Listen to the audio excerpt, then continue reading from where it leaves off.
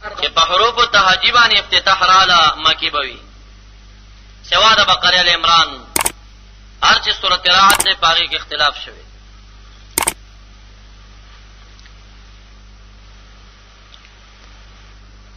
شپږم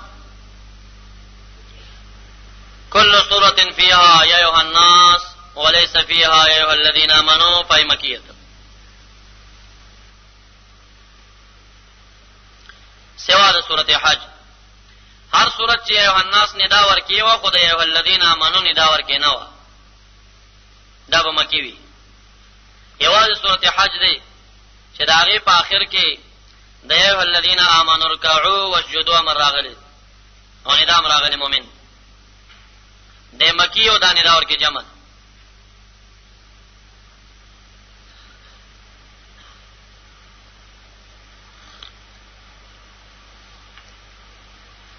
دا شپږ ممیزات د مکی او د مدنی. په مکی سورو کې څه چیرل کېږي د سم مسلې ذکر ورکېږي. لوی عنوانات د مکی سورو اثبات د عبادت الله او د توحید.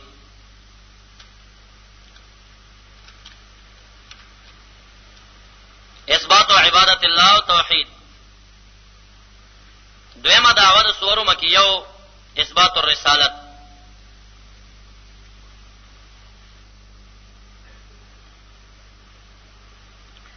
دریمه دعوه د سورو مکیو تصدیق القرآن.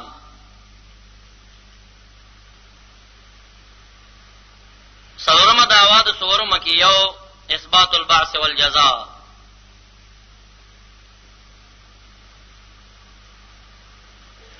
او پنځم ورکی مجادله المشرکین بالبراهین العقلیه عقلیه دلایل پیش کول په دعوه د وحدانیت، په دعوه د صداقت قرآن، په دعوه د اثبات الرسالت او په دعوه د جزاء او بعث بعد الموت باندې.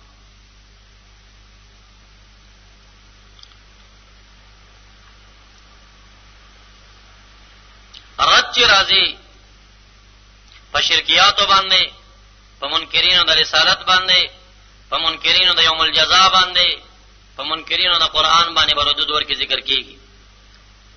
عقیده کې دا څلور خبرې چیړي سورې مکیه: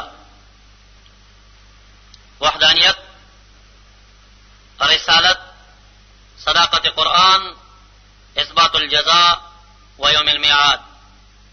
دا څلور خبرې سورې مکی چیړي او د مشرکانو ردود په دلایل عقلیه باندې. خدا عقیدوي دعوی ثابتای د دې په خلاف چې کوم عقیدې دی هغه باطلې. عملی اصلاح څه کوي مکی سور؟ په عملی اصلاحاتو کې رد راځي په عقل او اموال الیتاما باندې. لکه مکه معظمه کې دا جهالت زیاتو، د یتیمانو مالونه به خړل، نو رد برازي په اموال الیتاما او د هغه پاکل باندې. ظلمن قتل د بناتو د لورګانو قتلول د دې تضمیم او ذم برازي.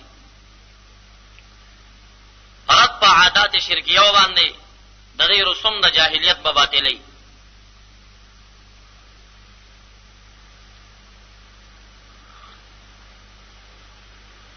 بیزای سب کو دماغ او قتلونه کول چې دا جهالت په مکیوالو کې ډېرو دشمنیان یې ډېرې زیاتې اوچ پوچه به مرګونه کول.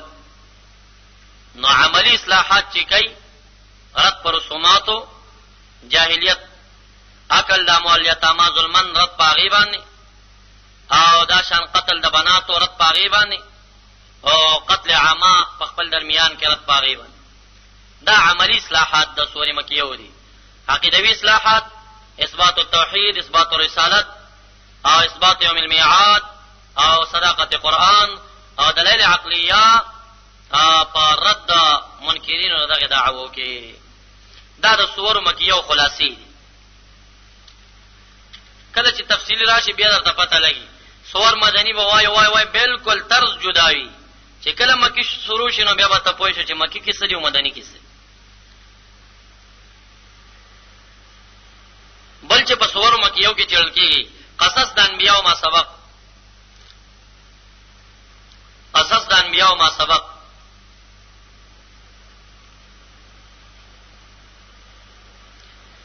انبیاء علیهم السلام قصص غالبا اکثرا چې قران کریم کې راځي د دې مقاصد سوي ډیر زیات تکراری د دې دوه لوی مقصدونه دي. یو لوی مقصد تسلیه للرسول صلی الله علیه وسلم، د نبی علیہ السلام تسلی وی. د موسی علیہ السلام قصه راونی سي وی د فرعون مقابله کې څومره تکلیف تیر څومره ورځې پیدل مزل یو څنګه وګې شو او بیا دی کوی په غاړه باندې ناس او څور سره نو صفه عجز ایمان دعا وغوښته ربي اني لما انزلت الي من خير فقير، خدای ما ته که خیر راکې نور فقیرم. بیا زنانه را لې په هغه طریقه به پردی ګړیا ته کال وسره ولي یا لس کال باختلاف الاقوال. نو دا قصه چې ورته ټول رانی سي د نبی علیہ السلام خپې په مضبوطی چې هغه شخصیت داسې تکالیف برداشت کړي دا وتم برداشت کړي. لوی مقصد تقصص د انبیاء ما سبق هغه تسلیه للرسول صلی الله علیه وسلم د نبی علیہ السلام تسلی کولی چې زړه خفه نشي بس تا مضبوطو سیګه دا حالت پاوی تیر شي پتام راځي خو غلبه بستای. او کله راځي قصص د انبیاء او ما سبق او د هغې د قومونو د هلاکت دا قصې چې ذکر کیږي زجرا لمنکرین هذه الدعوی درې څلورو دعوو منکرین چې دغه زمانہ کې وو هغې ته زواجر دي زواجر ورته پیش کوي. آیتونه براشي یو کرتی ورته انسان تخپل ډانچا یاد کی انسان ادا مې سوکت مې پیدا کړی ته ځان کې سوچو کسن آشنا قد قامت مې درکړې یاره چې ځان ته فکر ناراضي اسمان ته وګوره سن آشنا چت دی زمکه مې ته فرش کړی دا اخرج لكم من الثمرات میوجات دسه قسم دا وته یاد تفصیل بالتفصیل قسم میوه ته یادای چې دومره خمه در سره کړی دی د دې خو په بدله کې پکار خدا وا چې تا زمونږه آیتاتو کې چې دا یو مونږ منی ور سره نبی اورته څه کوي بیا د یو پیغمبر قصه راونیس هغه دعوت ورکاو قوم نه منل وی بیا داسې عذاب په باندې راغی باد پر اولګي دوباره سر هغه چې کم نه کان اعجاز نخل خاویه کانهم تابوی چې دا د کجور دا ډډونه دا د ځمکې نه استلې شوی او پراته دي غټي غټي تنې پرته وي مرداري وي به د سي دباو یو دباو ورکی ورته چې د سي چل مې وسه کړو نو بیا کنه باندې دا خبره تاسو سم دسي کو چې په دې باندې سم نشي نبی ورته بلې ترولېږي د جهنم د عذاب وقودها الناس والحجاره کپدې چې ته مسلمان شې چې په دې یوم نشي نبی دا سي لګ وندې د سي خواګه شین اور مخه تشي ورته وی چې په دې جنت کې د سي خسته حوران دي غلمان دي مڼی دي باغونه دي دادي کدا مې راتمړې چرته دې مینه کې راشيونه کوي ته توجه پیدا شي باز خلک د خزو په مینه مستی کنه نو حوران ورته یاد کی زګ مینه حورانو کې مینه راشي اچ ته نه کوي ته توجه راوړي تبازو چې دینو مې راتمړو طالبانو قاریانو دا غلمان دایم ډیر بدی شي کنه په دې مرزونو کې اختی ناغي ته داشي نه ذکر شي کانهن لؤلؤ منصورا دا چې خسته دي لکه شندل شوی ملغلري نو بدا ورته بیانېږي چاته چې کوم دې بادشاہي ډیره خوخه وټونه ودا سي ز بادشاہ هم دایم هغه ته وایي چې دنیا لس چند ازمه قدر کول کیږي هغه چې ته په دې رامات شي ورته قسم د خلکو طبيعتونو ته قتل شوی دی هغه طبيعت موافق چې سر دی په طبيعتونو کې دی او د جنت کې تیر کړي. نو قصص د انبیاء علیهم السلام یا تسلیتن دی یا زجرن دی خلق یې ری ور باندې.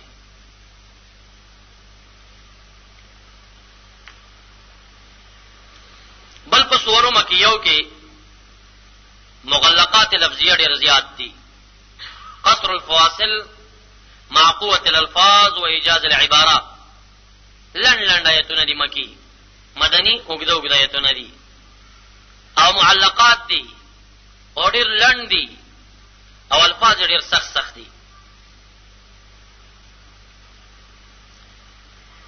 ممیزات سور مدنیو د مکیونا مدنی به د مکینه پس بیله کل سورة فيها فريضة او حد فهي مدنیه په هر صورت کې چې د بنا د اسلام ذکر راغی او یا پکې یو حد د سرقې د شارب الخمر د زناکار حد رجم دا قصې رالی نو دا به مدني وي. مکه معظمه کې حدود نه و.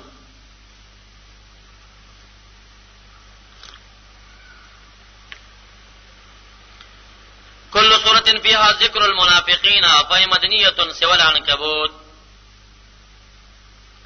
دا عنکبوت د سورت نه سوا په هر سورت کې چې پاغي کې د منافقانو ذکر راغی، تضمیم او ضم د منافقانو راغی، نو دا به مدني وي. دریم كل سورة فيها مجادلة اهل الكتاب فهي مدنية. هر سورت کې چې د يهودو نه سواره او جګړه وا داغي مقابله کې دلایل دا به مدني وي. په سورو مدنیو کې څه چړلې کېږي؟ اکثرا عبادات، معاملات، حدود، نظام الاسرا د بادشاہانو نظامونه، مسائل المیراث، فضیلة الجهاد، الصلاة الاجتماعية، العلاقات الدولية،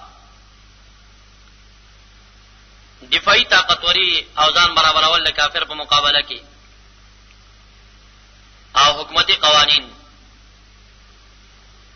دویم په سورو مدنیو کې خطابات له اهل الكتاب، يهود او نصارا او ته خطابونه.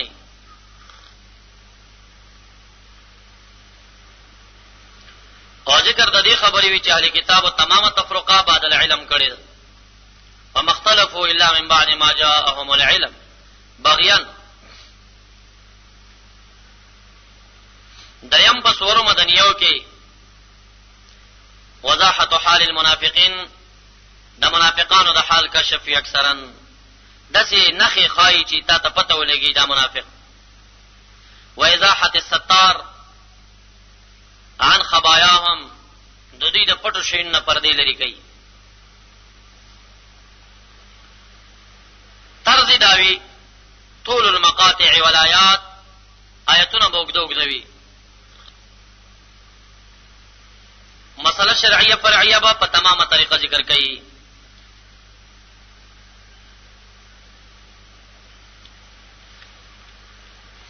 دا تعریف مونږ دا وکړه چې په علم التفسیر کې به احوال النزول معلومول شي. احوال النزول درې قسمه شو: امکنه النزول، ازمنه النزول، اسباب النزول. امکنه النزول په اعتبار باندې قران کریم دوه لوی تقسیمه پیدا کړل چې مکی او مدنی وو. خدای کې هغه سورتونه پیژندل پکار دي چې مکی دي، هغه سورتونه چې مدنی دي، هغه سورتونه چې مختلف فيه دي، اختلاف ورکی. مدنی سورتونه شل اتفاقا، تمام سورتونه 114، مدنی سورتونه شل دي اتفاقا. اختلافی سورتونه چې مکی دي که مدنی دي هغه 12 دي. باقی دوه سورتونه پاتې کیږي هغه ټول مکی دي. اول د سورته مدنی اتفاقی سوره بقره، سوره آل عمران، سورة النساء، سورة مائدة، سورة انفال، سورة توبة، سورة النور، سورة احزاب، سورة محمد صلى الله عليه وسلم، سورة فتحة، سورة حجرات، سورة حديد، سورة مجادلة، سورة حشر، سورة الممتحنة، سورة الجمعة، سورة المنافقين، سورة الطلاق، سورة التحريم، سورة النصر. دا مدنی دی اتفاقا. هغه 12 سورتونه چې اختلافي دي. سورة فاتحة مسانی ده، په نزول کې مکرره ده، هم مدنی ده هم مکی ده، علماء اختلاف. سورة الرعد، سورة الرحمن، سورة الصف، سورة التغابن، سورة التطفيف، سورة القدر، سورة البينة، سورة الزلزلة، سورة الإخلاص، سورة الفلق، سورة الناس. دا دول سور دا اختلافی دي. هغه شل سورتونه اتفاقی مدنی وو. د دینه باقی مانده دواته سور چې کوم دي دا مکی دي اتفاقا. دا مکی دي اتفاقا.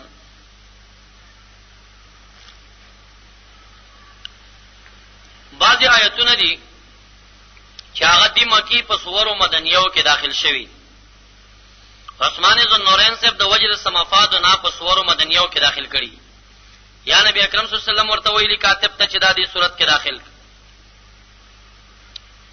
نو بعضی آیتونه دي چې آیات مکیه په سور المدنیه، آیتونه مکی دي په سور مدنیو کې راغلي.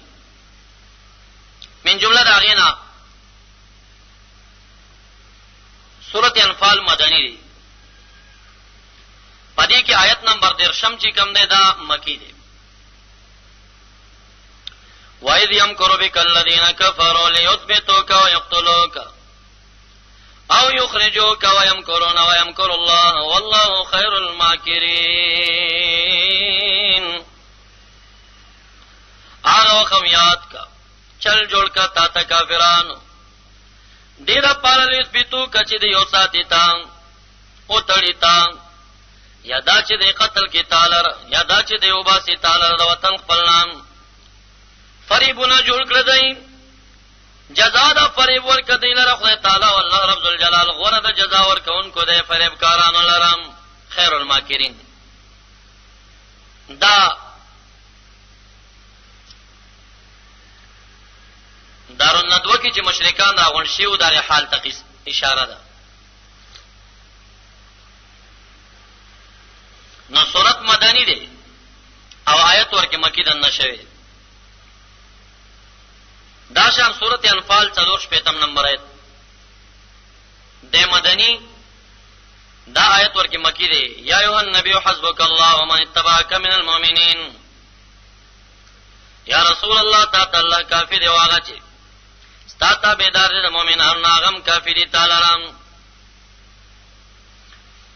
مسند بازار دا روایت د عبد الله ابن عباس سے روایت ذکر کړی دی چې عمر فاروق صاحب کله اسلام راوړ نو دا آیت نازل شو او اسلام د عمر فاروق صاحب په مکه معظمه کې او نه مدینه منوره کې.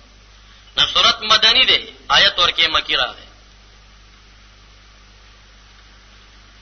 بعضی آیتونه دي چې مدنی دي په سورو مکیو کې راغلي دي. آیات المدنیہ فی السور المکیہ. دا د هر سورت په افتتاح کې به زوایم.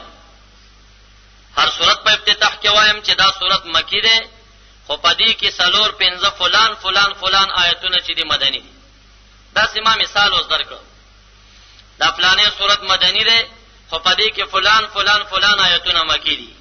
دا د هر سورت په ابتدا کې ربط د ما سبق سره چې کوم دا تفصیل الترازی بیا خو صرف مثال نمونه کې پیش کوم.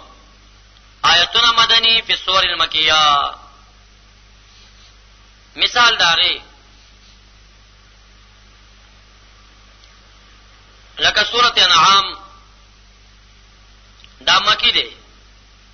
ابن عباس سے وی چې مکه معظمه کې په جمله واحده نازل. خدری آیتونه ورکی آیت نمبر 151 153 152 دا درې آیتونه ورکی مدنی دي. قل تعالی اتل ما حرم علیکم ربکم. دا تفصیل آیتونه.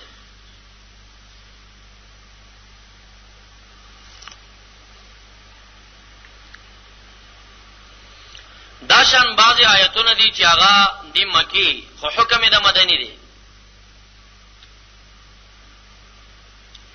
دی مکی خو حکم مدنی دی. مثال داغی د سورۃ حجرات 13 نمبر آیت دی.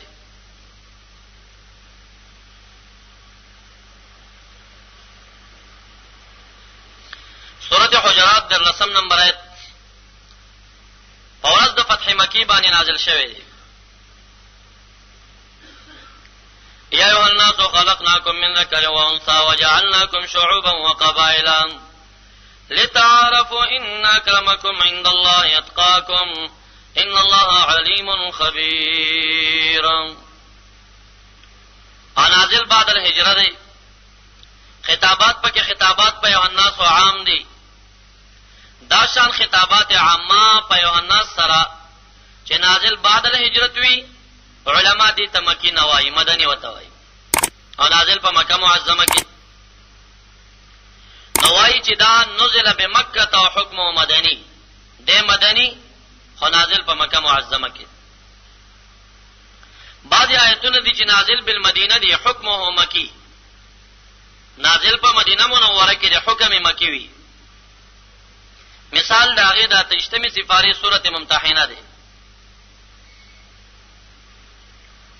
نازل په مدینه منوره کې دی به اعتبار المکان بعد الهجره بالمدینه ده، نو مدنی دي شي. لیکن په درمیان کې خطابات ټول مشرکان مکه وته دي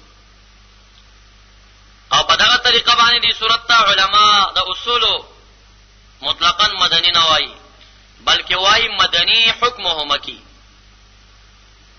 ما نزل بالمدینه وحکمه مکی. مثال سورۃ ممتحنه د تجتمی سفارش.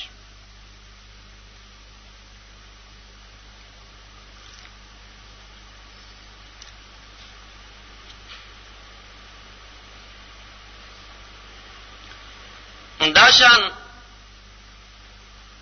ما يشبه نزول المکی فی المدنی سورۃ مدنی دی. یو آیت ورکه راشي چې هغه آیت سباق تا ګوري هغه مدینی د خلکو سره نه لګي مکیوالو سره لګي.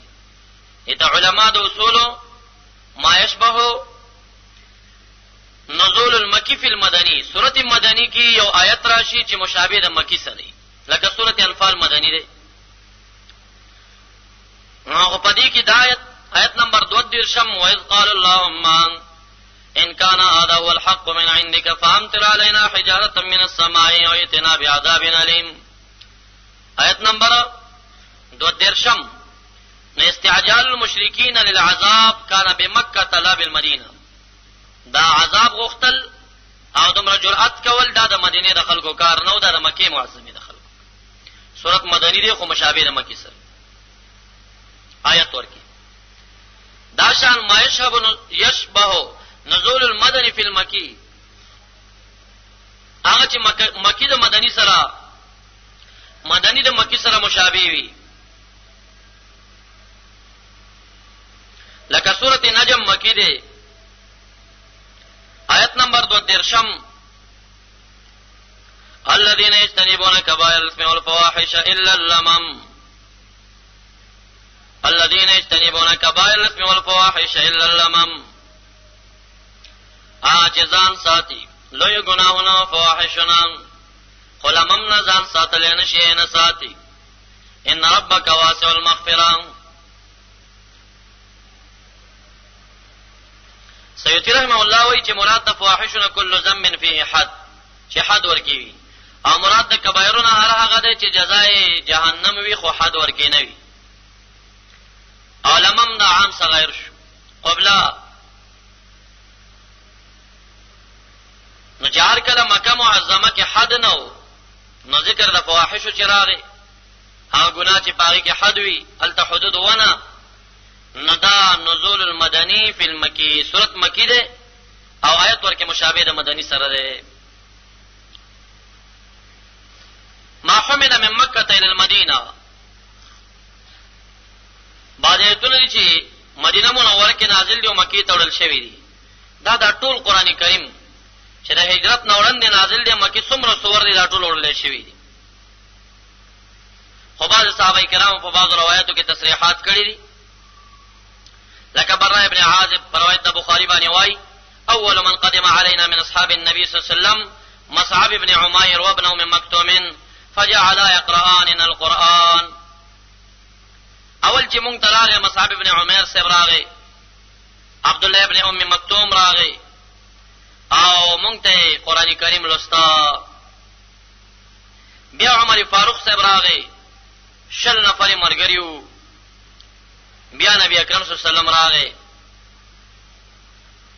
فما رأيت أهل المدينة فرحوا بشيء فرحهم به فما جاء حتى قرأت سبح اسم ربك الأعلى. ندا صحابه کرام چې ډلې ډلې راځي کم سور ځان سره راوړي دا نازل فی المکه دی او نقل شوی مدینه ته دي. هغه آیتونه او سور چې نازل په مدینه منوره کې نقل شوی مکی ته دي داغه مثال سورۃ توبه اوایل دی. اول د سورۃ توبه مدینه منوره کې نازل نه او حضرت علی صاحب او حضرت صدیق اکبر سے ولېږل شو چې زئی تاسو مکه معظمه کې د حج په میدان کې اعلان کړي. مانوزل لیلا و مانوزل نهارا آیتونه د ورځې نازل دي سره شپې نازل دي. اکثر آیتونه په د ورځې نازل دي، کم ورکه د شپې نازل شوي.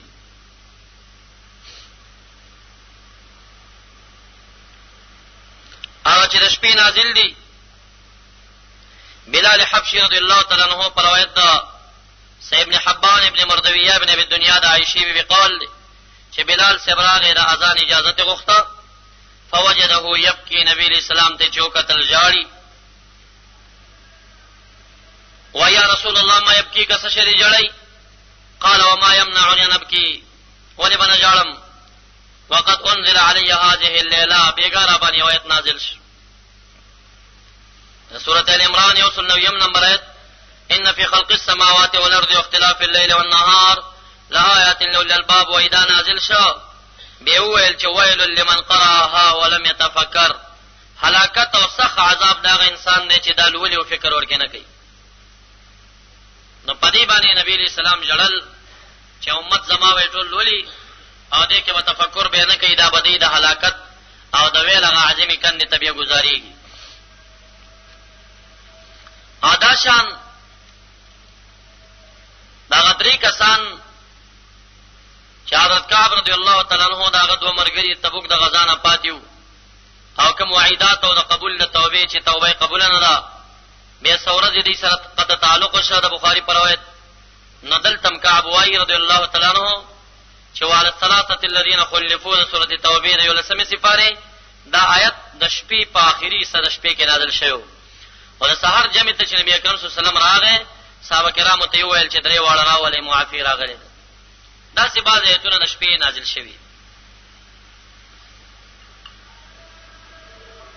ما نزل فی الحضر و ما نزل فی السفر، هغه چې حضر کې نازل دي هغه چې سفر کې نازل. اکثر آیتونه په حضر کې نازل شوی دي وسکم آیتونه چې هغه په سفرونو کې راغلي دي. اول د سورۃ انفال اوایل د سورۃ انفال چې کوم دی دا په بدر کې په سفر کې نازل شوی د بدر د واقعین بعد. او دا شان اول د سورۃ حج دا هم په بعض سفرونو کې نازل شوی.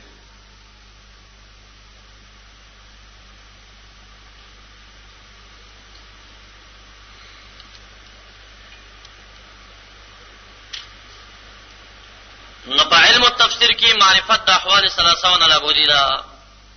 حال اول امکنه النزول، په اعتبار د امکنه النزول سور تقسیم شو مدنی او مکی لرا. ممیزات د مکی د مدنی نه بیان شو، د مدنی د مکی نه بیان شو. خلاصه الصور هم بیان شو چې مکی کې څه چړل کیږي مدنی کې څه چړل کیږي. دویم معرفت د اسباب النزول دا ضروری دی په فن د علم التفسیر کې. معرفت د اسباب النزول پدې کې د علماو څخه اختلاف شته چې سبب النزول پیژندل شان نزول پیژندل دا یو علم ضروری دی او کاسف فضل. بعض علما چې دا غي اعلان ابن قیم ابن تیمیه وغیره لري او په دغه اړخونو باندې زور کوي. قد شان نزول بیان کړی د علامه نصابوری یا جلال الدین سیوطی وغیره په تصنیفات کړي. دا هر مترجم او هر مفسر د لپاره ضروری دي چې دې مطالعه وکړي. د آیت شان نزول بګوري نو داغه نه بعد به مسله بیانې. به شان نزول نه ظاهر د الفاظ پس نه زی. علماء په دې کې دوه ډلې شوي دي. یو ډله وایي چاله عبرت لعموم الالفاظ لا لخصوص السبب، سبب خصوصیت ته اعتبار نشتا، عموم د لفظ ته اعتبار دی. لفظ عام دی، کله يهودي بارکه نازلی، کله نصرانی بارکه، کله مشرک بارکه، هغه د تمام دنیا خلکو ته راځي دی. بس اچھا په کومه مسله کې نازل شوی ته هیڅ اعتبار نشته، د الفاظو ته اعتبار. دا رایا دا ما بعد کې د بعض مولیانو رایا ده، او دا العبرت لعموم الالفاظ لا لخصوص السبب د دې اصولیین او د دې قول غلطه ترجمه کولو باندې دا رایا پیدا کړی. رایا د جمهور صحابه کرامو او د جمهور علماء دا ده چې سبب النزول معتبر دی په علم تفسیر کې. اول د دین عبد الله ابن عمر رضی الله تعالی عنہ دی.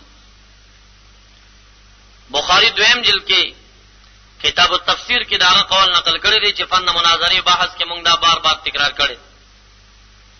هغه بویل ان الحروريه من الخوارج هم شرار خلق الله لانهم انطلقوا الى آيات نزلت في الكفار فجعلوها للمؤمنين. خوارجو کې خوارج چې کوم دي حروریه فرقه شرار خلق الله دي، بد خلق دي، ځکه دی هغه آیتونه چې د کافر بارکه نازل دي، مشرک بارکه نازل دي، دا چسپانی په مؤمنانو باندې. نو عبد الله ابن عمر رضی الله تعالی عنہ مفتی د صحابه کرامو سبب نزول ته دومره اعتبار ور کوي چې آیت تر کم مورد نازل دی او دا غینه راواخله په بل ځای استعمال کې، دا د خوارجو کار ګرځي، دا بد کار ګڼي. دا شان دویم جلد ترمذی کتاب التفسیر کې دا عبد الله ابن عباس رضی الله تعالی عنہ یو فتوا موجوده ده په دې مسله باندې چې سبب ته اعتبار شته. مروان یو شخص راولېګا ویلار ش عبد الله ابن عباس ته تاسو درې خبرې وکا چې د اهل کتابو په ضم کې یو آیت راغلی دی چې يحبون ان يحمدوا بما لم يفعلوا، دی خوښ غني هغه کار چې کړي نه پاغي تعریف وشي، دی ته جهنم وي. کم کاری کړي نه او دی پاغي باندې خوشاليږي چې خلک تعریف. عبد الله ابن عباس ته قاصد راولېږي چې دا خو ممکن دا مرشتا چې یو کار مونږ نه کړي سو کم صفت کې مونږ خوشاليږو، مونږ په خوشاليږو. نو قاصد چې عبد الله ابن عباس ته تراغه هغه ورته وایي اين انتم من هذه الايه، تاسو چرته دا آیت چرته دی، تاسو چرته دا آیت چرته دی، یعنی تاسو دا آیت تاسو بارکه نه دی، دا د يهودو بارکه نازل شوی دی. داشان ابن ابزا رضی الله تعالی عنہ ناس دی، د خوارج یو سړی راغی او دا آیت چې بربهم یعدلون دی چې دا مشرکان خپل بوتان د خدای تعالی سره برابرای، دا آیت ولستا وی علیس الناس هم بربهم یعدلون، دا خلق نه ګوري چې دی رب پورې خلق برابرای. ابن ابزای په مقصد پوه نشه وی آو دا مشرکان داسې کوي. خارجي پاسه لاړه یو شخص ابن ابزا رضی الله تعالی عنہ توای دا سړی خارجي دی، دا مقصد دا دی چې دا خلق حاکمان نسی حضرت علی صاحب دا د خدای تعالی سره برابر کړي، مشرکان شو په دا مقصد دی چې امامان یې نیولې دي، حاکمان یې نیولې دي. وی आवाज کې علی به رای ولای چهره وستا ورتوای تا ته پته ده چې د آیت چرته نازل دی. وینا وی قران کریم به ځای ما استعمالوا زرو کېګه مان ورکشا او دا په حق د مشرکانو کې نازل دی، د مؤمنانو کې نه.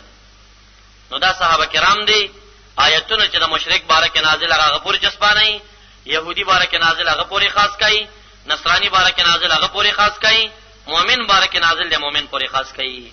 البته منافقانو بارکه چې نازل دي د زمانه منافقانو ته راځي، خدای کافر آیت په مؤمن نه چسپانه. نو دې خبرې ته زور زکه ورکوم چې د دې زمانه مترجمین د نوې روشنی والا چې څومره دي زمونږ د اهلسنه والجماعت د هغې سره عظیم توفیر دا دی چې مونږ د مشرکانو آیتونه په انبیاء او اولیاء نه چسپانو. د دوی کارکردګي هم دا ده چې تمام آیتونه د بت بارکه نازل هغه د پیغمبرانو په قبرونو چسپانای، د اولیاء په مزاراتو چسپانای. دا د خوارجو عمل دی. سبب د نزول د آیت ته نه ګوري چې د آیت څه مسله کې نازل دی، هم دا وجه ده. تاسو ګورئ د دې ترجمه چې څومره دي آیت بوای خوشاله نزول د آیت بنوي، کشان نزول د آیت چرته بیان کی نو عوام پوریږي چې دا مسله د چا باره کې راغلی و. کلم بیا د پیښور او د پاکستان خلکو ته دایت نه راځي کوي راځي کوي مشرکان او ایتونه به هندوانو ته راځي کی او یو سړی د گریوان کې سر ټیټ کی د هندو او د یو عام مسلمان به ضرور څه فرق وي. دیبم په دې قایلی چې یو سړی مونږ کوي کلمه وایي مسلمان دی د هندو سره څه فرق دی. نو کوم آیتونه چې د هندوانو باره کې دي د مشرکانو باره کې دي به هغوی ته راځي وي، یهودو نصاراو باره کې دي به هغوی ته راځي وي، مؤمنانو باره کې دي به دوی ته راځي وي. قرآن کریم به د جهان یو قانون شي. او که تا دا ټول راواخیستل او د گنج او د افغاناباد مسلمان ته مخامخ کړل نو هندو ته یې څه پرېښودل، یهودو نصاراو د دې زمانې ته یې څه پرېښودل.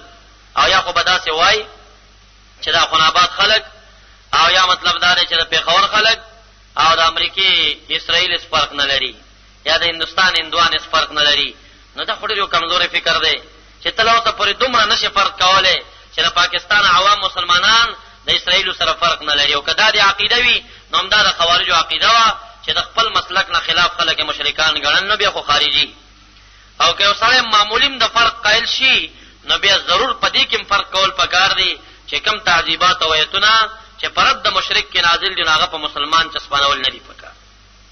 نو سبب نزول ضروري خبره ده.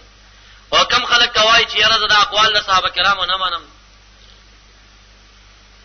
یو سړی وایي دی خاصم د صحابه کرامو فتوی نه مانی، وایي چې بشان نزول ته اعتبار نشته، العبرة لعموم الالفاظ لا لخصوص السبب. ناغه توای چې زه خو د صحابه کرامو مشخصا نمونه اخلم چې بخاری دویم جلد کې د عبد الله ابن عمر سے فتوا دار وړي چې دا د خوارجو عمل دی چې سبب ته نه ګوري او د مسلمانانو باندې د مشرکانو آیتونه چسپانای هغه چې مشرک باره کې نازل.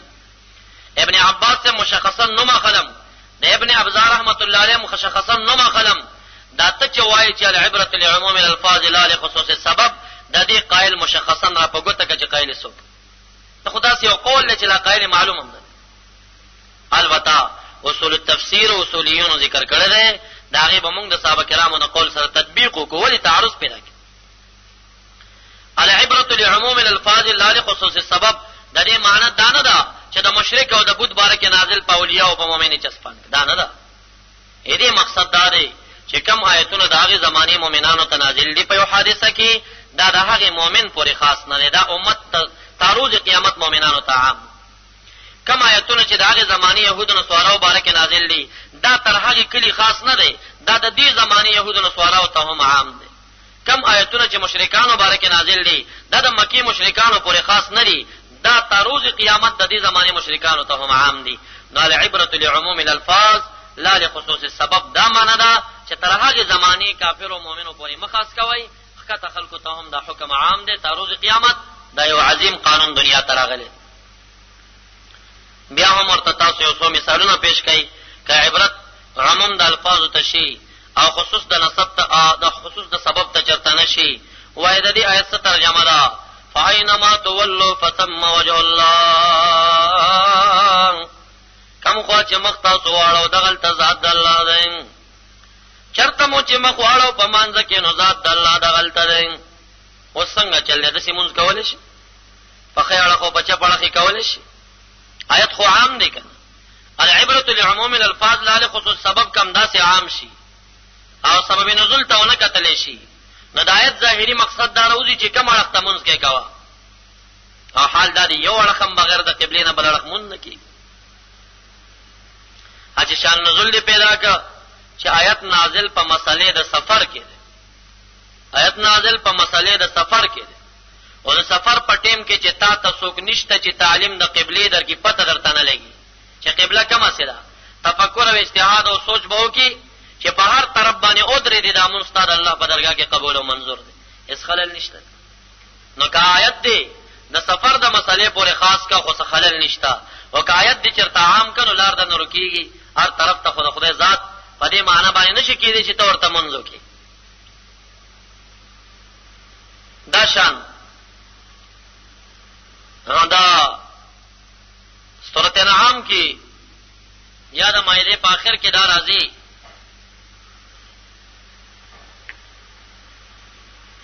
ليس على الذين آمنوا وعملوا الصالحات جناح فيما طعموا اذا ما اتقوا وآمنوا وعملوا الصالحات ثم اتقوا وآمنوا ثم اتقوا واحسنوا.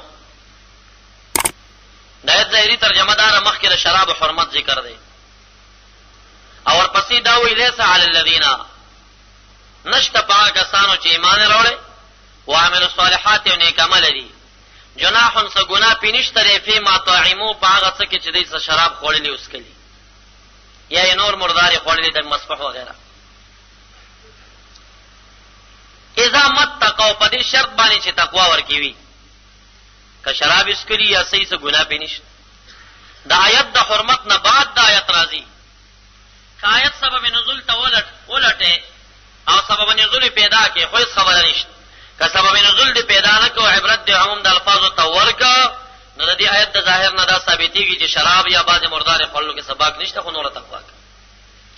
شان نزول سره کله چې د شراب او د حرمت آیتونه رالل صحابه کرامو تاسو کو اے محبوب علیه السلام څخه مرګري زمون شهیدان شوی دي هغه وخت کې شراب حلال او هغه شراب سکلی دي دا دومره عذابونه چې ذکر شو شراب خور باره کې ازمون مجاهدین رونه بسنګي آیت نازل شواله سعال الذين امنوا وعملوا الصالحات جناح فيما طعموا هغه مخ کې چې څه خوړلې هیڅ ګناه پینشته ده چې هغه وخت کې دا حرام نه او پاغه ټیم کې هغه څه خوړلیو یا یې څه سکلیو پاغه څه وبال نشتا. خو اذا متقوا وامنوا وعملوا الصالحات په دې شرط چې تقوا ورکړي او مؤمنانو نیک عملو نور اعمال جوړو نو دغه مخ کې خوړل او تستوان نه رسي نو دا د حرمت نه مخ کې زمانه پورې تړلې خبره ده. او کدا سبب نزول ته یو قتل چې یو سوال شوی او د سوال جواب کراغله هیڅ خلل نشتا. که سبب نزول ته یو نه قتل نو بیا بدرنا دغه مسله ثابت شي چې شراب یا مردار خوړل راوړي. عرض میدانه چې سبب د نزول هغه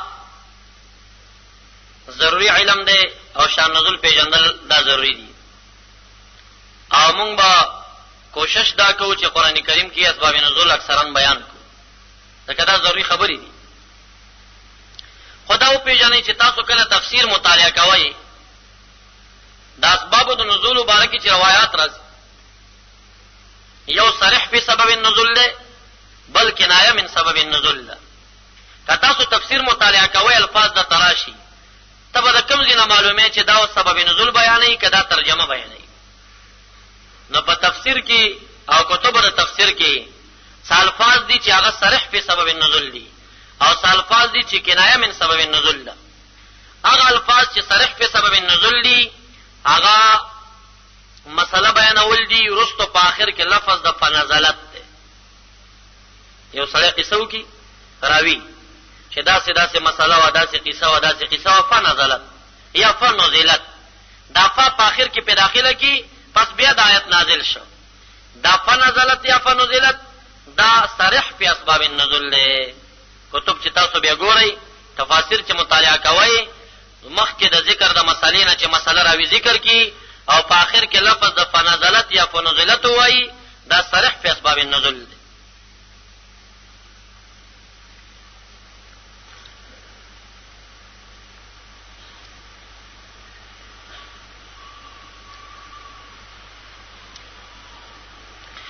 دویم لفظ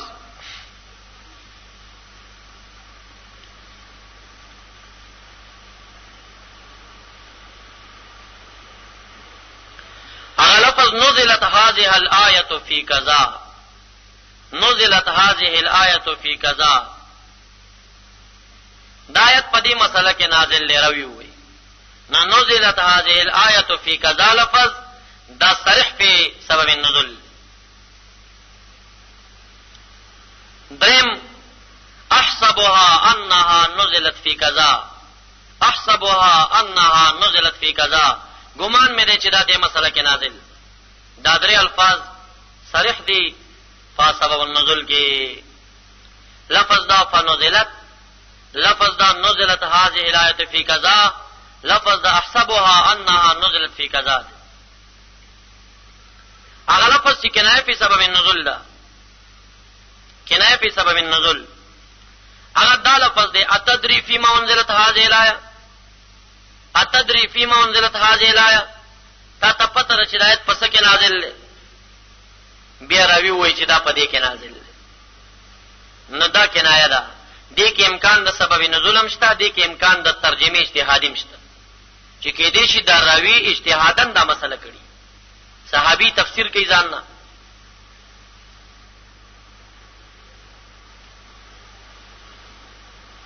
لکه مثلا نافع رحمت الله علیه ورضوای نساؤکم حرث لکم،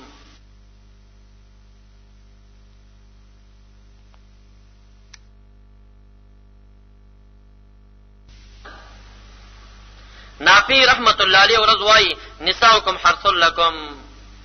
عبد الله ابن عمر سے ورتوای اتدری فی منزلت هذه الايه، تا پتہ ہے اس بارے کے نازل؟ قال قلت لا. نافع موتی نہیں خبر. قال نزلت فی اتيان النساء فی ادبارهن، دا نازل له په دې کې چې خلق به بیانو ته په ادبارو کې راتلل.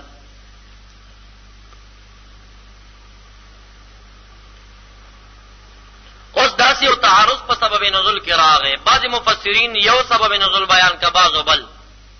اوس به ترجیح په سبب باندې وي. اوله ترجیح په صریح په نزول او په کنایه په نزول باندې وي.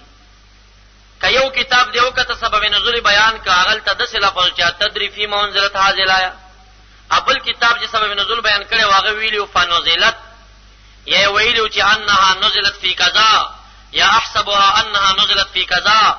نو دا صریح په سبب نزول با اول مقدم وی، په کنایه په سبب نزول باندې. دا کنایه کې امکان د ترجمه تفسیری شته. دا مثال شه. عبد الله ابن عمر سے بوای اتدری فی منزلت هذه الايه، نافع سے توای چې نساؤکم حرث لکم فتر تشته چې سکه نازل له هغه وینا ودا نزلت فی اتيان النساء فی ادبارهن، دا دې بارے کې نازل. دینه پته لګی چې د دې په منع کې ہدایت راغی. بل روایت د جابر رضی الله تعالی عنہ دی اوای کانت اليهود تقول، يهود بوائل اذا اتى الرجل امراته من خلفها في قبولها جاء الولد احول. کسړی امرای خپل تا په قبول کې مراشي خو اتيان من جانب دبر وتو کې نو بچي به کوکستر کې راضي د یو غلط رواج غاړو.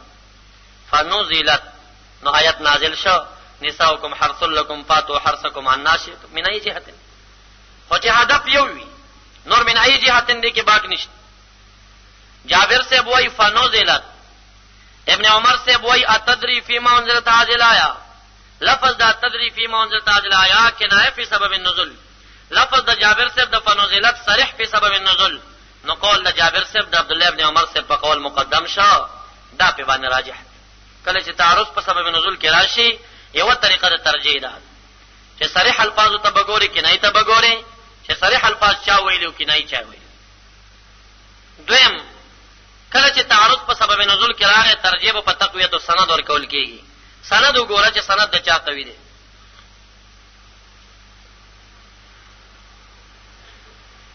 لکه والضحى والليل اذا سجى ما ودعك ربك وما قلى، د دې په شان نزول کې اختلاف شوی.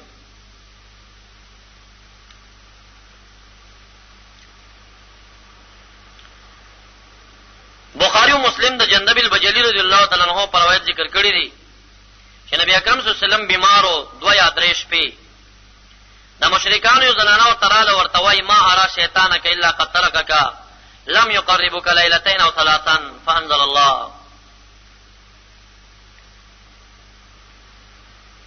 نبی علیہ السلام توای جبرائیل علیہ السلام نه یعذ بالله تعبیر د شیطان ته وکړ، وستا مرګره شیطان خو ته د درې ورځې کېږي د سره راځي نه او ته پریخې. فانزل الله، دا آیت نازل کړه. لفظ صریح ده په سبب النزول چې فانزل الله ده. فنزلت فانزل دا یو شی فای په داخله کړی دا. روایت د طبرانی او د ابن ابي شيبه کې بیدار راځي. دا حفص ابن میسره د مور نه روایت کوي، ا د خپل وینځ نه روایت کوي چې د نبی رسول الله خصوصي خادمه وا. وای یو حیوان زما کوټې ته را دننه شوی او زمونږ د تخلان نه مړو، سو ورځې وحی نه راتله. نبی اکرم صلی الله علیه وسلم ما ته وویل څه چل شوی دی؟ ما حدث فی بیت رسول الله جبريل لا یاتینی. څه حادثه پیښه ده نبی علیہ السلام په کور کې دنو چې جبرائیل علیہ السلام ناراضي. بیبي خادمه وایي ما ځل کې دا شک شو چې راځه د کوټې صفایو کا په صفای باندې مې شروع کړه او د کټ لاندې چې څومره سینه جمع مې ټول وېست نو دې کې مې د عمل شی پیدا کړه مې بار ورځو او چې دا مې کله بار ورځو نه یو دم نبی اکرم صلی الله علیه وسلم را دن نشا ترعد لحیته آثار ور باندې داسې غالب و چې د مبارک دا ګیرا او دا شان دا جامې را پیدي دا شان دا انوارو د غلبې د وجنه وکانه اذا نزل عليه اخذته الرعده د باندې بچایت نازلې ده راویه وایي چې د مبارک باندې به داسې خوځېدل راتلل ترتعد بوادره د وګو دا ډوکې نه دا غټ دا ډوکې وې داسې خوځېده چې کله په د باندې وحی نازلې ده آثارو ان سنلقي عليك قولا ثقيلا د درون قول القاوه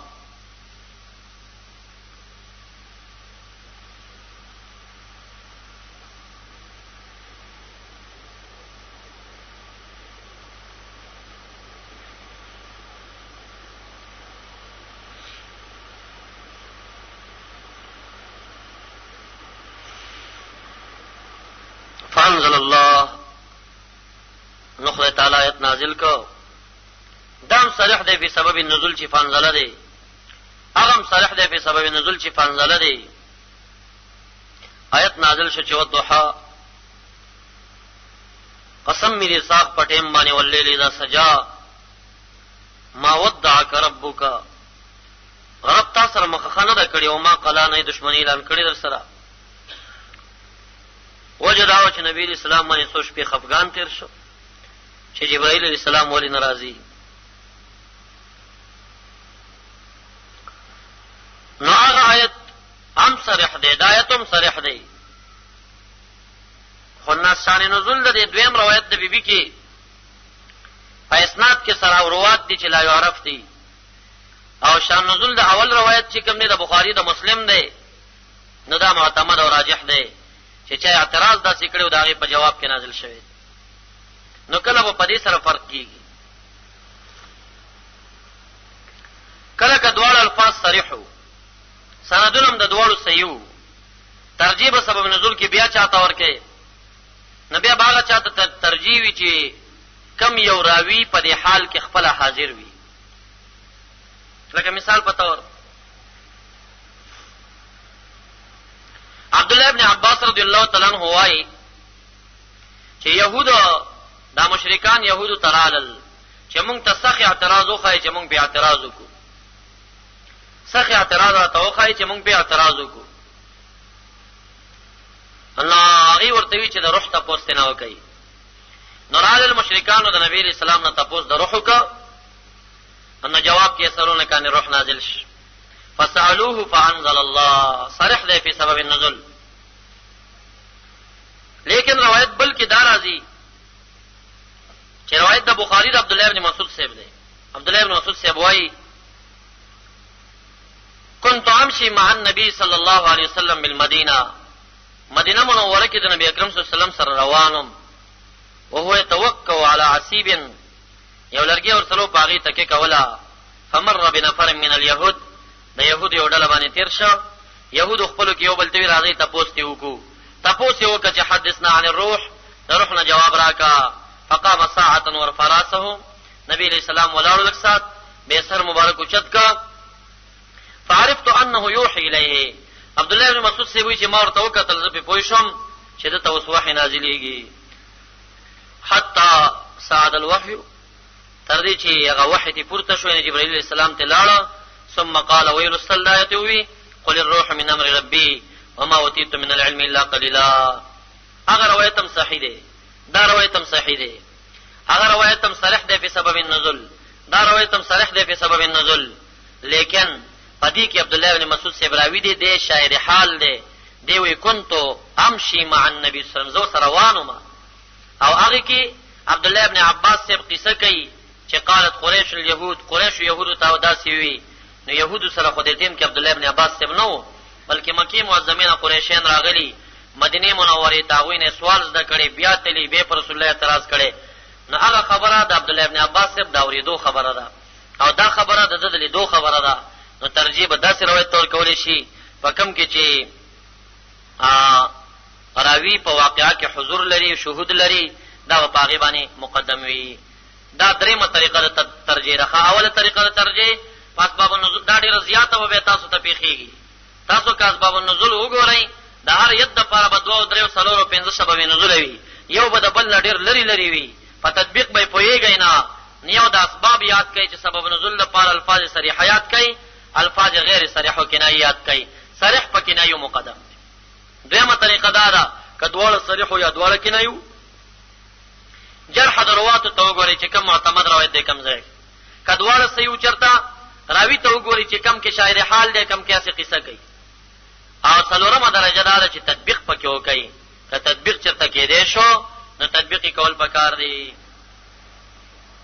د هغې مثال دا دی لکه آیت د لعان والذین یرمون ازواجهم د سورة نور 6 نه تر 9 نمبر آیته پورې بخاری ترمذی ابن ماجه ابن عباس سے روایت ذکر کړي چې هلال ابن امیہ قذف امرأة عند النبي صلی الله علیه وسلم بشریک ابن صحما.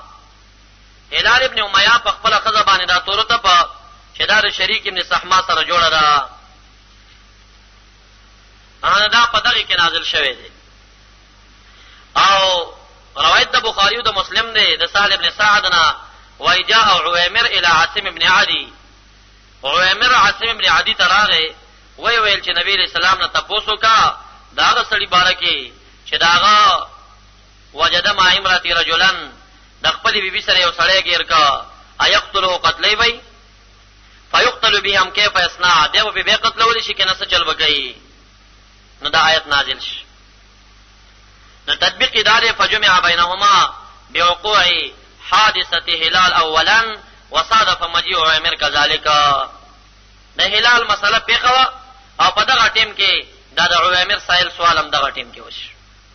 نو دواړه سره قریب وو نو ځکه آیتونه د دواړو متعلقه نازل شوي دي. پنځم تطبیق بدا کېږي بتکرار النزول.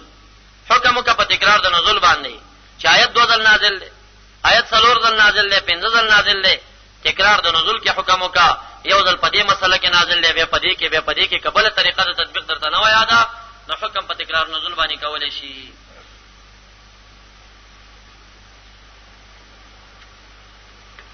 دا 3 احوال په علم تفسیر کې ذریعو پیژندل.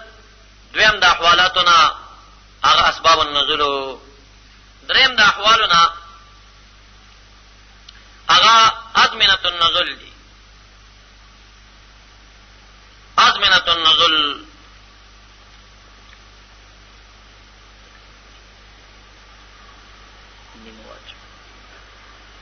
نیمه بلا واچ ازمنة النزول او یا یو واچو خلاص یو واچو.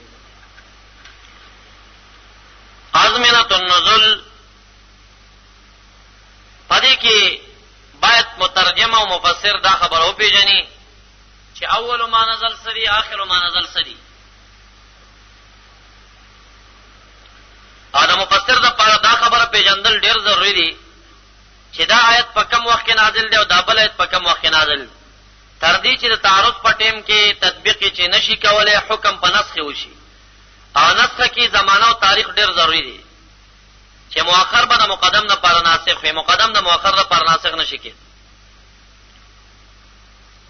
دا چې اول ما نزل څه شي دی په دې کې څلور قول دي. بعض علما وایي چې اول ما نزل سوره فاتحه ده. بعض علما وایي چې اول ما نزل سوره یا ایها المدثر ده. بعض علما وایي چې اول ما نزل بسم الله الرحمن الرحیم ده.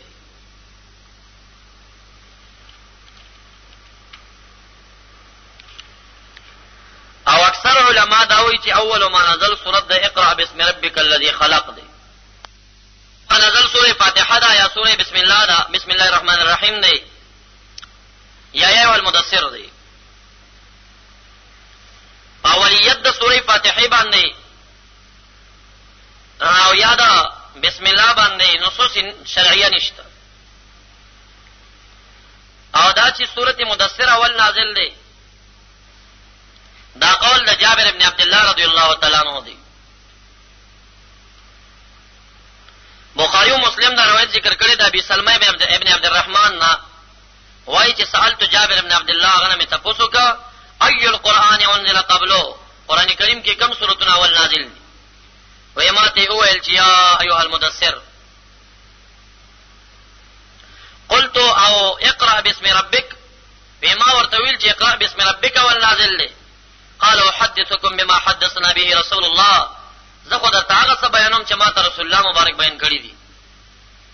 نو د جابر بن عبد الله رضی الله تعالی عنہ په قول باندې اول ما نزل سورۃ د یوم المدثر جوړي. دا چې جمهور د دې روایت نه څه جواب کوي او وايي چې اول اقرا بسم ربک الذی خلق ده، نو جواب د دینه دوه جوابونه کوي. یو جواب داري چې اول د جابر بن عبد الله صاحب حمل له په اول ما نزل بعد الفترت باندې کله چې په غار حرا کې وحی نازل شو سورۃ د اقرا نازل شو 3 کال وحی بند و چې دته زمانه د فترت د وحی وای. روایت د شمائل د ترمذی دویم جلد باندې حضرت علی سے مبارک د نبی اکرم صلی الله علیه وسلم زندگی عمر حسابي وای په سلوخ کلنۍ کې ظهور د بعثت پیغمبري ښکارا شو. ډېر لاس کاله وای لاس کاله مدینه منوره کې نزول د وحی او لاس کاله مکه معظمه کې نشبېته کاله وای په شپېته کالو نبی رسول الله وفات شو. دا قول د حضرت علی صاحب چې په شپېتو کال وفات دي دا ټول مورخینو خلاف دی.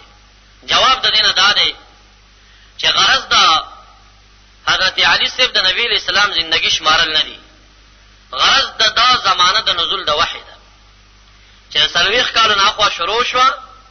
لس کاله مکه معظمه کې وحی نازلې ده، لس کاله مدینه منوره کې او دا 3 کاله زمانه د فترت د وحی واغه د نه حساب کړي. نو 3 چې ور سره مرګري کې درشبه ته جوړي. نو قول د جابر بن عبد الله صاحب حمل له په اول ما نزل بعد الفترت باندې 3 کاله وحی نو. بیا نبی علیہ السلام فرمایي چې زرا روانم فاستبتنت الوادي مینز د کندې ته چرور رسیدم وادي ته. غالبا دا باغ وادي چې کم کې دا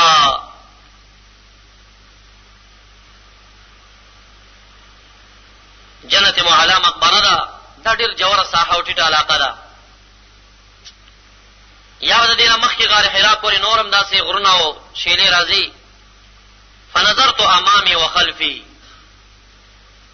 وعن يميني وشمالي आवाज برابرې کېده ما به مخکې ورستو خو چې پړخ ته قتل څوک نه ښکارېده.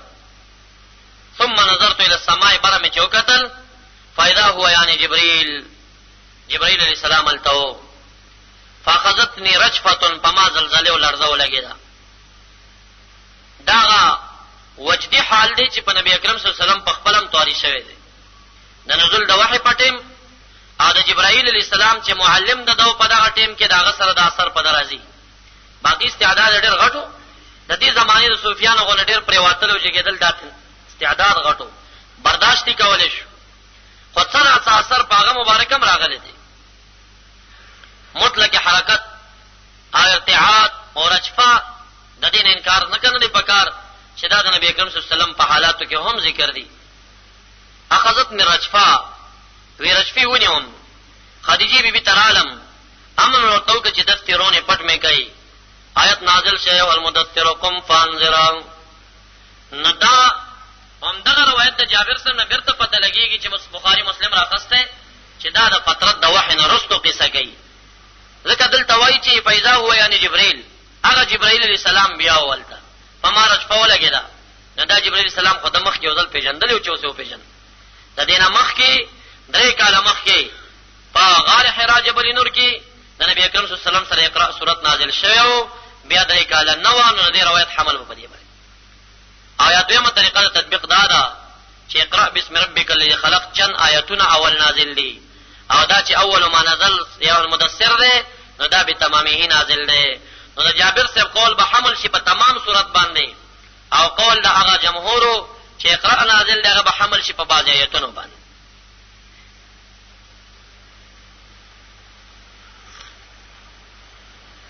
او د نور اقوال چې بسم الله او سوره فاتحه ده چونکه باغی کې مستند اقوال نشته دی، بس هغه مرجوح دي په نسبت سره قول د جابر صاحب ته او د جمهور د قول.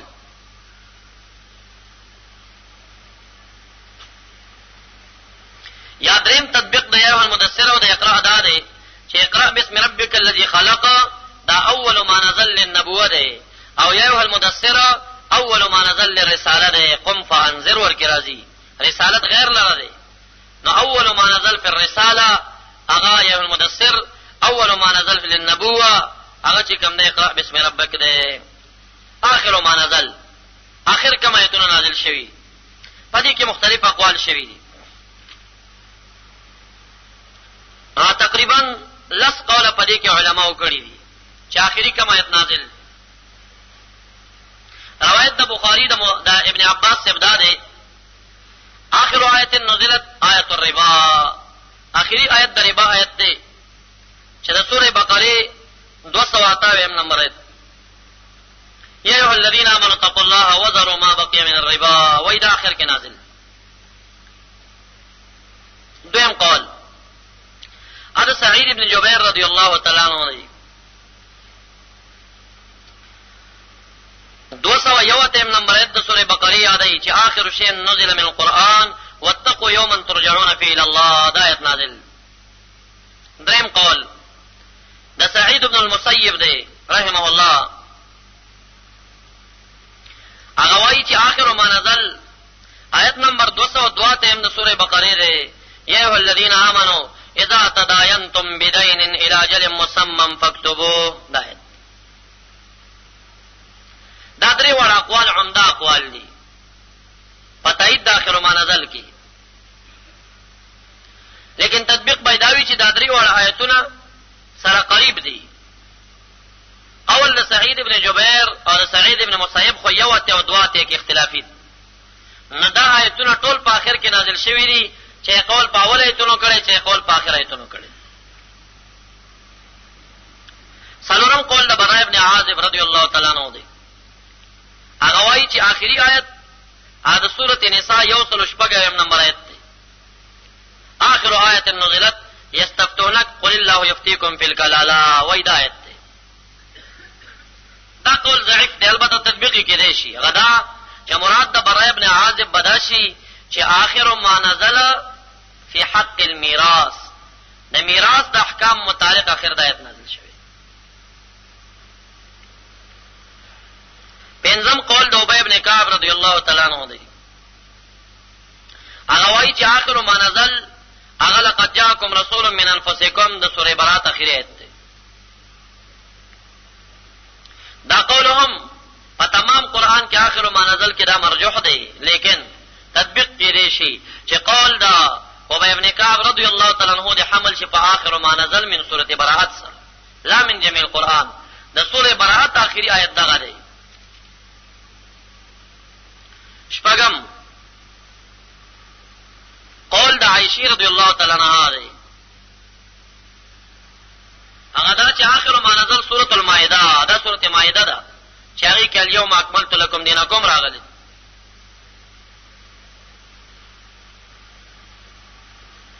او جواب به دا غینه داوی چې قول د عائشہ بی حمل له په آخر ما نزل فی بیان الحلال والحرام، د حلال او د حرام په بیان کې چې کوم د آخر ما نزل غلي، او دا غینه بعد نسخ د احکام راغلي. دا شپږم قول. اوم قول د ام سلمہ رضی الله تعالی عنها دی،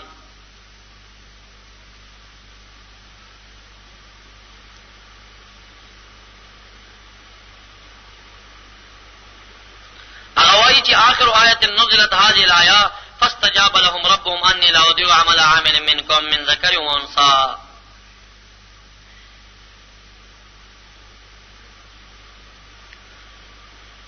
جواب بدای چې دا آخر ما نزل له په حق د احکام د زنانو کې او په حق د جواباتو د سوالاتو د مسلمه کې دی بي تاسو کو د سره زنانو ډېر غمو چې دا ټول احکامات سره ته راځي او زنانو ته نه راځي، هر وخت به دا تاسو کو.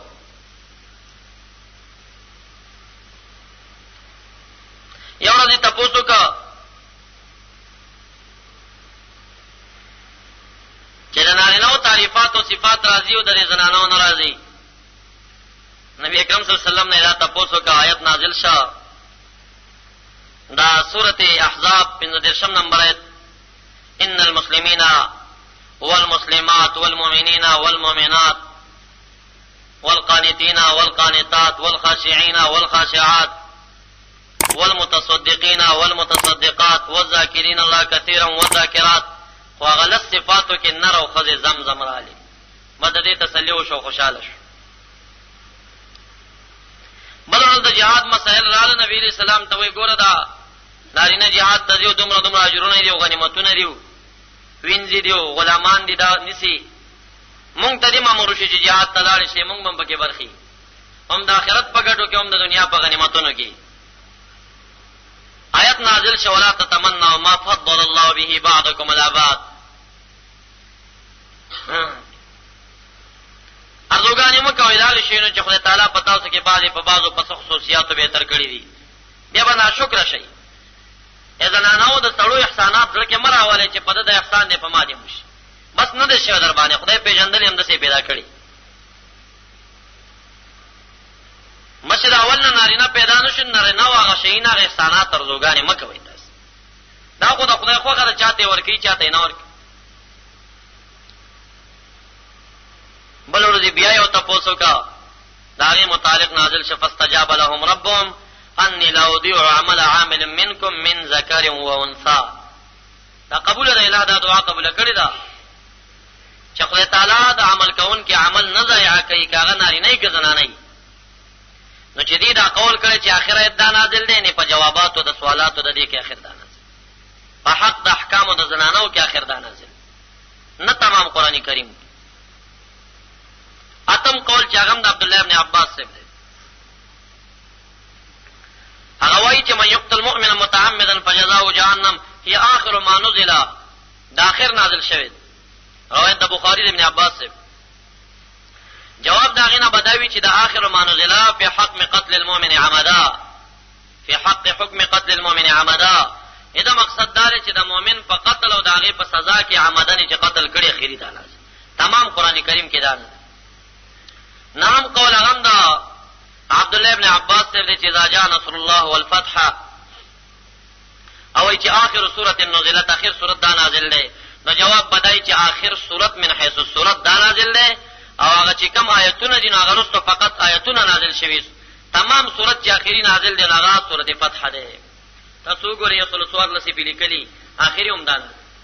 نو قول ابن عباس خپل تحملیږي په مجموعه سورۃ باندې اول کوم قول چې کړه د سورۃ دین کې آیتونه دي سورۃ بقره هغه حملیږي په بعض آیتونه باندې د دینه بعد آیتونه راغلي دي خو سورۃ نه راغلي. لسم قول دار چې اليوم اکملت لكم دینکم ده. نو داغی جوابداری چې دا په حق دا بیان د احکاماتو کې د حلال او د حرامو کې چې کوم ده دا راغلي دینه بعد نسخ نه راغلي باقی د دین رستو هغه مسله د دین کې چې کوم ده آیتونه چې کوم عبد الله ابن عباس سے ویلي دا اخر کې نازل شوی. یو څو د طعام او د شراب متعلق اول سن نازل دي اخر سن نازل دي. اول ما نزل فی الاطعمه خوراک بارکه درې حاله پیژندل مفسر ته ضروری دي. سبب النزول امکنه النزول ازمنه النزول زمانه د نزول په پیژني. اول ما نزل فی الاطعمه طعام او خوراک بارکه اول چې نازل شوی د سورۃ انعام 115 نمبر آیت.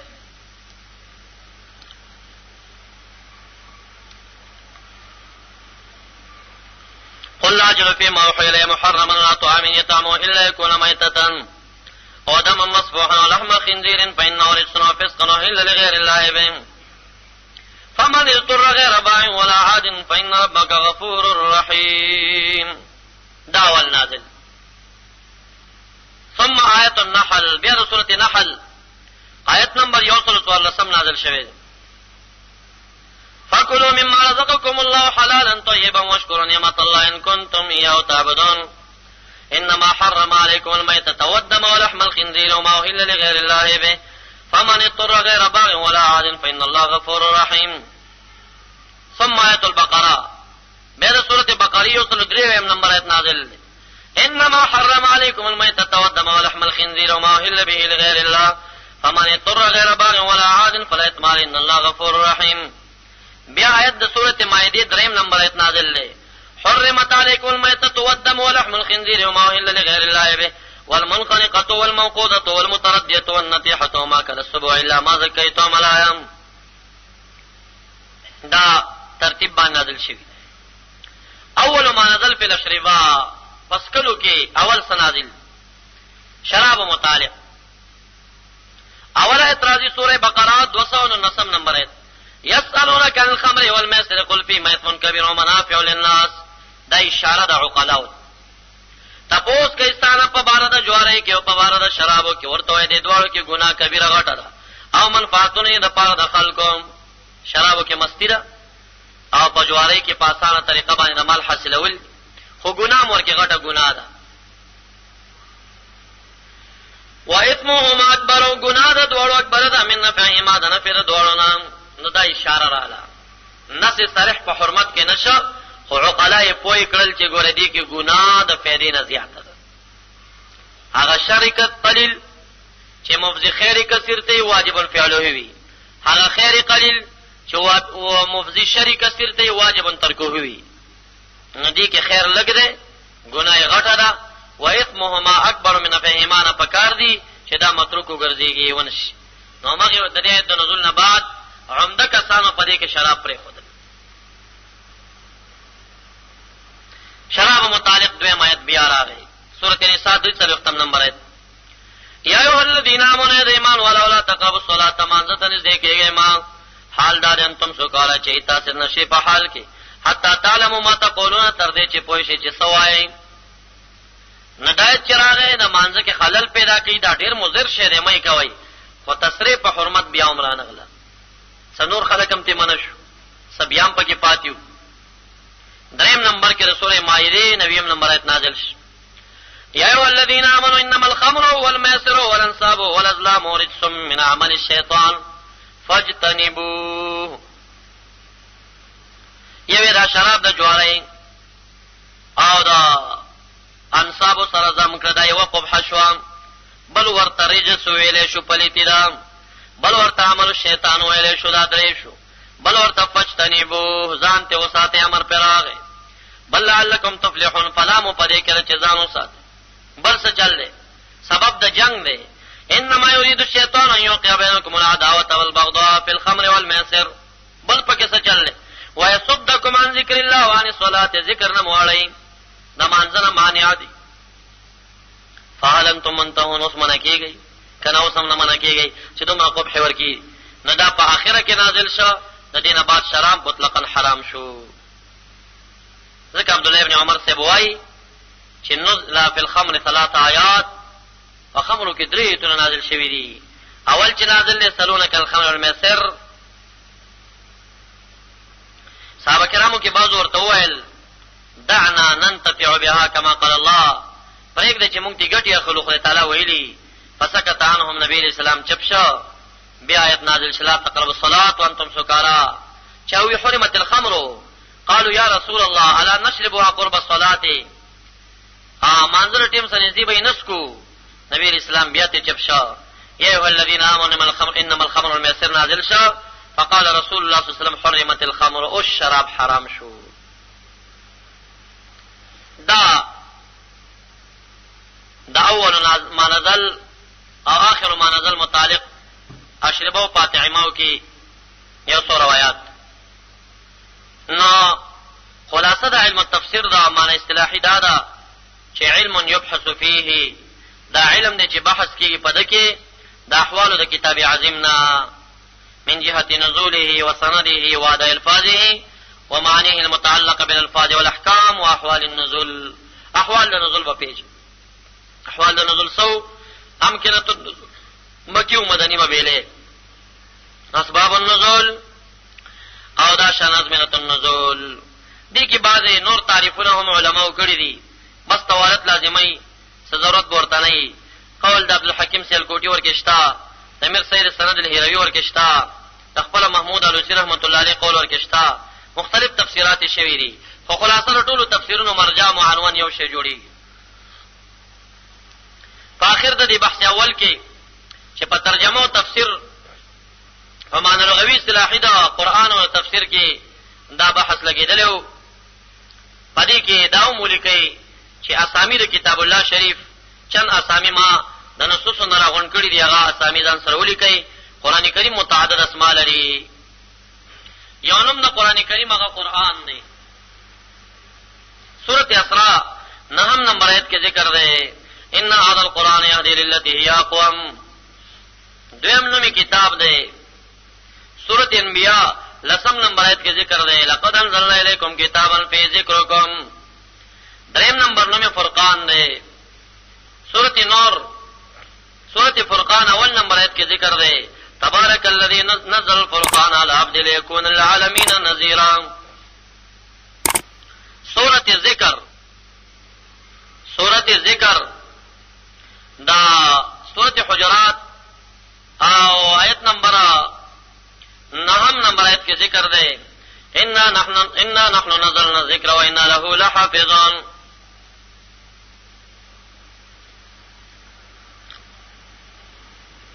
دارنگی سورۃ تنزیل سورۃ شعراء آیت نمبر 192 کے ذکر دے وَإِنَّهُ لَتَنزِيلُ رَبِّ الْعَالَمِينَ. دارنگی سورۃ نور دا سورۃ نساء آیت نمبر 101 کے ذکر دے یا ایھا الناس قد جاءکم برهان من ربکم وانزلنا الیکم نورا مبینا. نور تویل شوی. دارنگی هدن ہدایت دے او شفا رحمت دے موعظت دے. دا سلور والا نمونہ پا سورت مائدہ 50 نمبر آیت کے پا سورت یونس 55 نمبر آیت کے ذکر دی یا ایھا الناس قد جاءتکم موعظۃ من ربکم وشفاء لما فی الصدور وهدى ورحمة للمؤمنین. اے خلق راغلے تاستا موعظت دا جانب در افستاس شفا دا لما فی الصدور هدن ہدایت للمتقین رحمت للمؤمنین. دارنگی بل نم دا مبارک دے سورۃ انعام آیت نمبر 92 کے ذکر دے هذا کتاب انزلناه مبارک مصدق الذی بین یدیہ. او دارنگی بلنم دا مبین دے مبین سورۃ مائدہ آیت نمبر 50 کے ذکر دے قد جاءکم من اللہ نور و کتاب مبین. او دارنگی سورۃ بشیر او سورۃ النذیر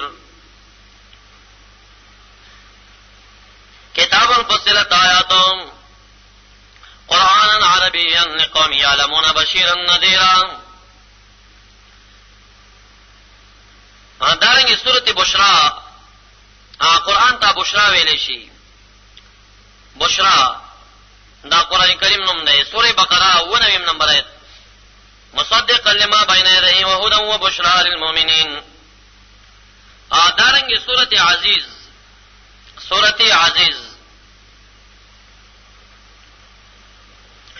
ان الذين كفروا بالذكر لما جاءهم انه لكتاب عزيز.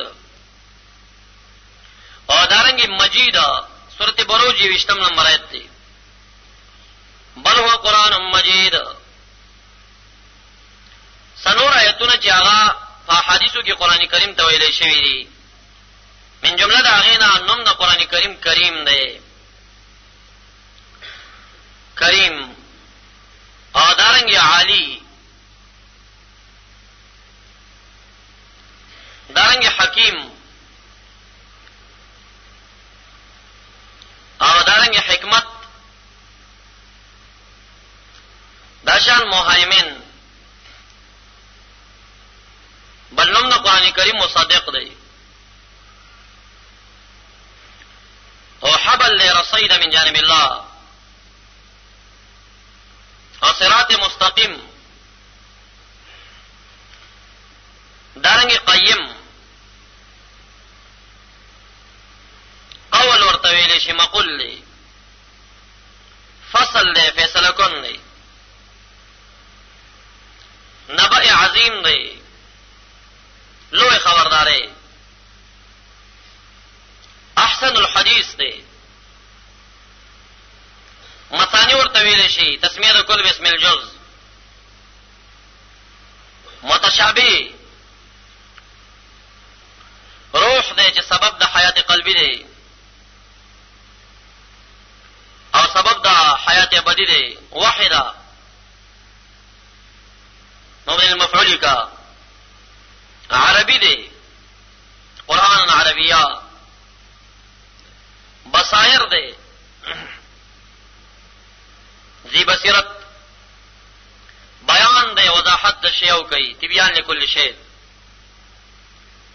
علم دی او حق دی، هادی دی، عجب دی، دشن تذکرہ دا، عروة الوثقا دی، صدق دی، امر دی، منادی دی، زبور دی،